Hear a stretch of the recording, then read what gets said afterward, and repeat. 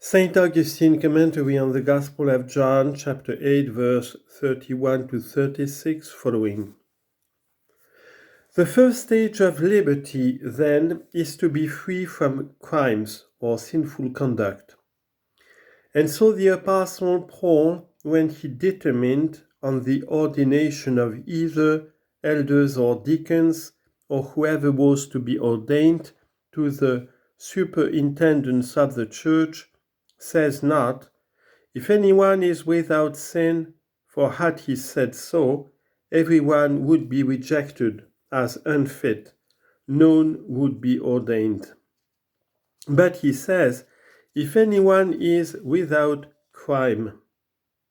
1 Timothy chapter 3 verse 10, Titus chapter 1 verse 6. Such as murder, adultery, any uncleanness of fornication, theft, fraud, sacrilege, and others of that sort. When a man has begun to be free from these, and every Christian man ought to be so, he begins to raise his head to liberty. But that is liberty begun, not completed. Why, says someone, is it not completed liberty?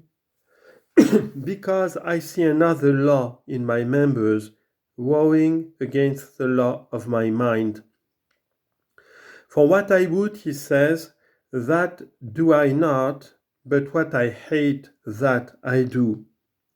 Romans chapter 7, verse 13 and 15. The flesh, he says, lusts against the spirit, and the spirit against the flesh, so that you do not do the things that you would. Galatians chapter 5, verse 17.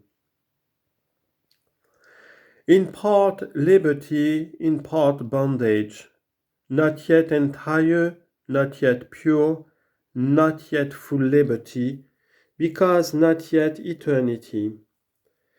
For we have still infirmity in part we have attained to liberty. Whatever has been our sins was previously wiped out in baptism. But because all our iniquity has been blotted out, has there remained no infirmity?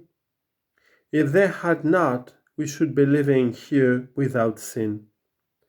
Yet who would venture to say so, but the proud, but the man unworthy of the deliverer's mercy, but he who wishes to be self-deceived, and who is destitute of the truth? Hence, from the fact that some infirmity remains, I venture to say that, in what measure we serve God, we are free. In what measure we serve the law of sin, we are still in bondage. Hence, says the Apostle, what we began to say, I delight in the law of God after the inward man. Romans chapter 7, verse 22. Here then it is wherein we are free, wherein we delight in the law of God, for liberty has joy. For as long as it is from fear that you do what is right, God is no delight to you. Find your delight in him, and you are free. Fear not punishment, but love righteousness. Are you not yet able to love righteousness? Fear even punishment, that you may attain to the love of righteousness. In the measure then spoken of above, he felt himself to be already free, and therefore said, I delight in the law of God after the inward man. I delight in the law. I delight in its requirements. I delight in righteousness itself.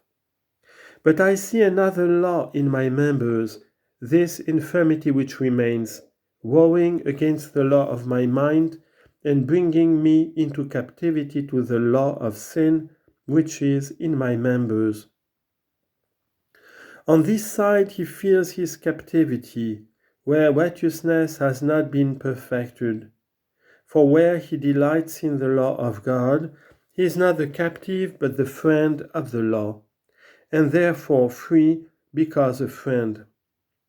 What then is to be done with that which so remains? What but to look to him who has said, If the Son shall make you free, then shall you be free indeed? Indeed, he also who thus spoke, so looked to him. O wretched man that I am, he says, who shall deliver me from the body of this death? I thank God through Jesus Christ our Lord. Therefore, if the Son shall make you free, you shall be free indeed. And then he concluded thus, So then, with the mind I myself serve the law of God, but with the flesh the law of sin. Romans chapter 7, verse 23 to 25. I myself, he says, for there are not two of us contrary to each other, coming from different origins. But with the mind I myself serve the law of God, and with the flesh the law of sin, so long as languor struggles against salvation. But if with the flesh you serve the law of sin, do as the apostle himself says, Let not sin therefore reign in your mortal body, that you should obey it in the lust thereof.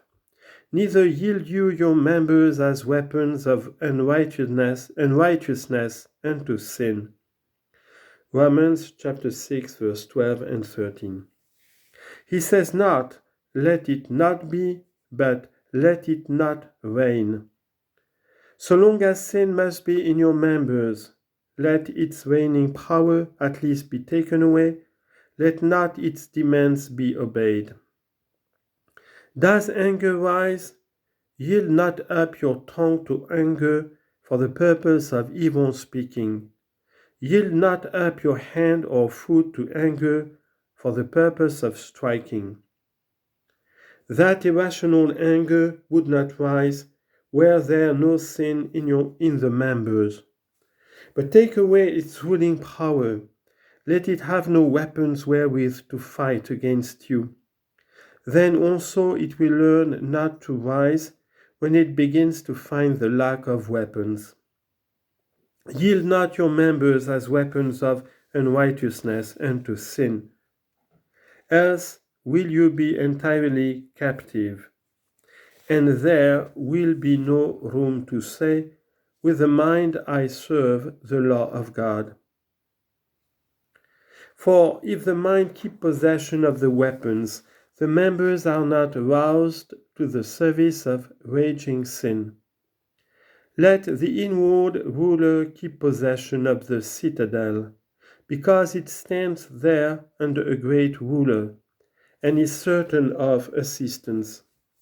Let it bridle anger, let it restrain evil desire. There is within something that needs bridling, that needs restraining, that needs to be kept in command.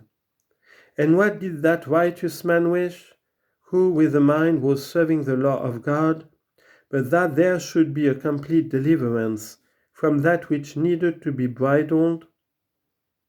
And this ought every one to be striving after who is aiming at perfection, that lust itself also, no longer receiving the obedience of the members, may every day be lessened in the advancing pilgrim. To will, he says, is present with me, but not so how to perfect that which is good. Romans chapter 7, verse 18. Has he said to do good is not present with me? Had he said so, hope would be wanting. He does not say to do is not present with me, but to perfect is not present with me. For what is the perfecting of good but the elimination and end of evil? And what is the elimination of evil but what the law says, You shall not lust? Exodus chapter 20, verse 17. To lust not at all is the perfecting of good, because it is the eliminating of evil. This he said to perfect that which is good is not present with me, because his doing could not get the length of setting him from lust. He labored only to bridle lust, to refuse consent to lust, and not to yield his members to its service. To perfect, then, he says, that which is good is not present with me. I can fulfill the commandment, you shall not lust. What then is needed to fulfill this? Go not after your lusts. Ecclesiasticus chapter 18, verse 30. Do this meanwhile so long as unlawful lusts are present in your flesh. Go not after your lusts. Abide in the service of God, in the liberty of Christ. With the mind serve the law of your God. Yield not yourself to your lusts. By following them, you add to their strength. By giving them strength, how can you conquer when on your own strength you are nourishing enemies against yourself?